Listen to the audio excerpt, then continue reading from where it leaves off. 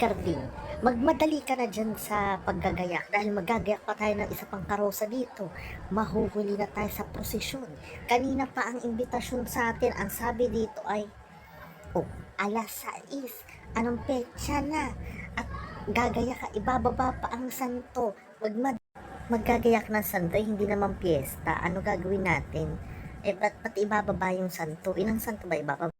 Limang santo. Kay San Agustin, San Pedro, pati yung Birhen Maria, ibababa. Yun dun sa kapitbahay natin, ibababa din ang mga santo nila.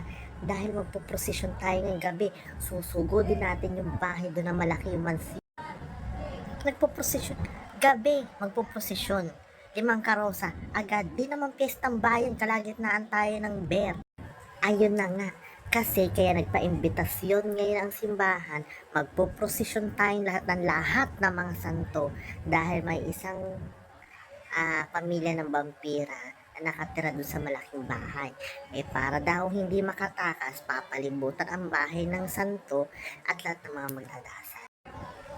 So yung mansion, malaking mansion, na may 5 vampira, tapos taong bayan na susugod, hindi kaya ng isang santo, kailangan talaga 5. Ayun ang sabi ng kura, yung kura nga, nagsuot pa ng ng coat. Imbitado rin yata si Bishop. Gano'n ba kalalakas sa vampirang iyan? Pwede mo namang sibatin yan, kahit nga gumamit ka ng itsahan mo ng bawang sa loob, matitigok na yung mga yun Ba't kailangan pa na 5 santo? Baka bibigat ng mga santong yan.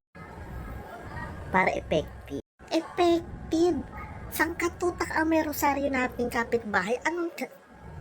Bato nila yung mga rosaryo nila papasok ng bahay na yun. And ewan ko na lang kung hindi pa umano yung mga vampirang nandoon. Kailangan pa talaga santo.